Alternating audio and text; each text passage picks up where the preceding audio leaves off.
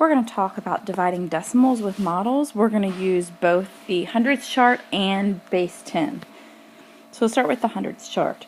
So the first number in a division problem, we are going to color that in. So in this case, 2 columns, 4 squares. Now the second number is going to tell us groups of. So we're going to outline groups of 8. 2, 4, 6, 8. 2, 4, 6, 8. 1, 2, 3, 4, 5, 6, 7, 8. Then we're going to count the number of groups. We have 1, 2, 3. So it equals number of groups, which in this case is 3. So our answer is 3. Let's try another one like that. Again, we're going to color in our dividend. So 75, so 7 columns. 5 squares. Then we're going to make groups of 5.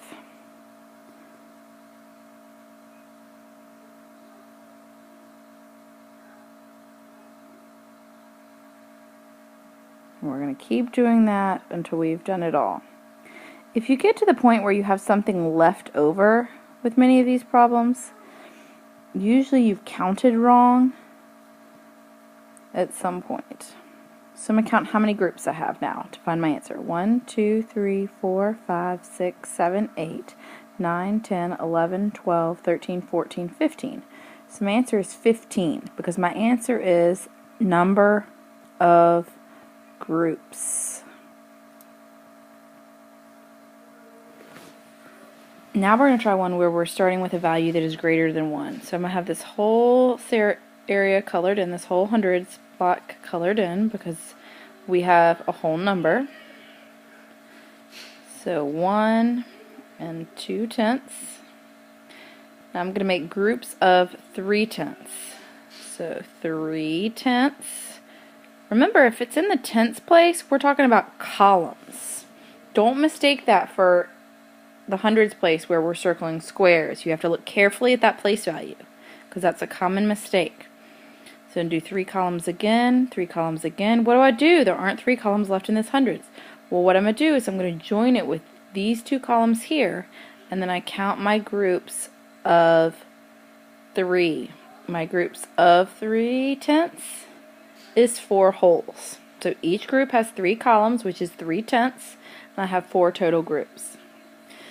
Now, what if we're dividing by whole numbers? Think back here to when you were in 3rd grade and you were doing problems like 12 divided by 4. When you did those kind of problems, you made 4 circles and you put 1 in each circle until you added to 12. 1, 2, 3, 4, 5, 6, 7, 8, 9, 10, 11, 12. Then you would count how many are in one circle and that would give you your answer. There's a similar method here. So 1 and 5 tenths isn't really going to fit in that hundreds chart. So instead, what I'm going to do is I'm going to draw it as base 10 blocks.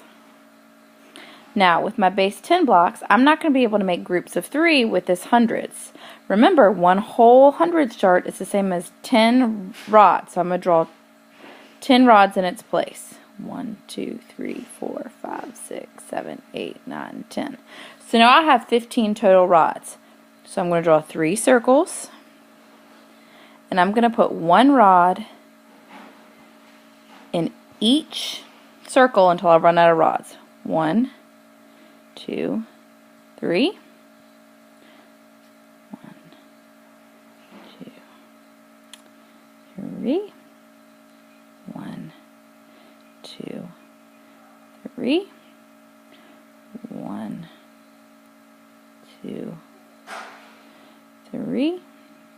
1, 2, 3. Then I look to see how many is in each group. Each group contains 5. So my answer is 5 tenths. The reason my answer is 5/10 is because each of these rods represent 1/10. So I have 10 of those that equaled the whole, the 5 ones for 5/10. So my answer is 5/10. So we're talking in decimals. Let's try one more like that. Again, I'm not going to use the hundredths chart for this one unless I want to remind myself of 8/10. So if we're going to do that, we're going to color in 8/10. So this is reminding us that we really have less than 1. So that is the same as 8 rods. We're going to divide it into 4 groups. So I'm going to have 4 circles, and I'm going to put 1 rod in each circle until I run out. So 1, 1, 1, 1, and I'm going to do it again. And now I've run out of rods, so each circle has 2 in it. 2 how much? 2/10. So my answer is 2/10. One last problem. Now what happens if I don't have a nice happy round number with tenths? So I have 63 hundredths. So I need 6 tens and 3 squares. I'm actually going to draw squares for those. Oops, I drew 4 by accident. Let's erase. Going to make sure. Alright, so this time I have 3 circles. I'm going to put 1 in each circle until I run out. So I'm going to do rods first.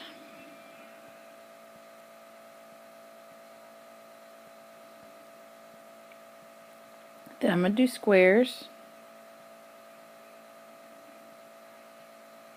So I have 2/10 and 1/100 in each square. Now, what happens if I don't have a number of squares that are divisible by my divisor? So let's try that. So what if I had 32 hundredths divided by 4? So I have 32 hundredths divided by 4. So I need groups of 4. Or 4 groups, excuse me, 4 groups. So I'm not going to be able to take these 2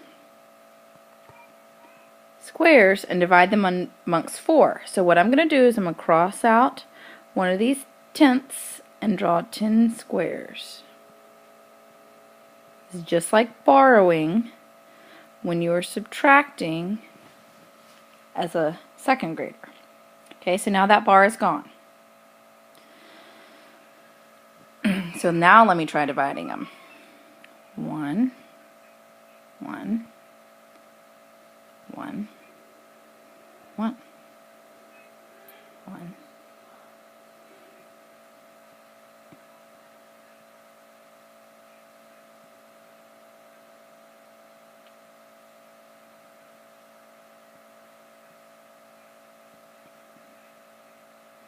Okay, that's great, except now I have these 2 tens, and they're not going to divide evenly among 4s, so I'm going to trade them in to get 21s. 1, 2, 3, 4, 5, 6, 7, 8, 9, 10, 11, 12, 13, 14, 15, 16, 17, 18, 19, 20.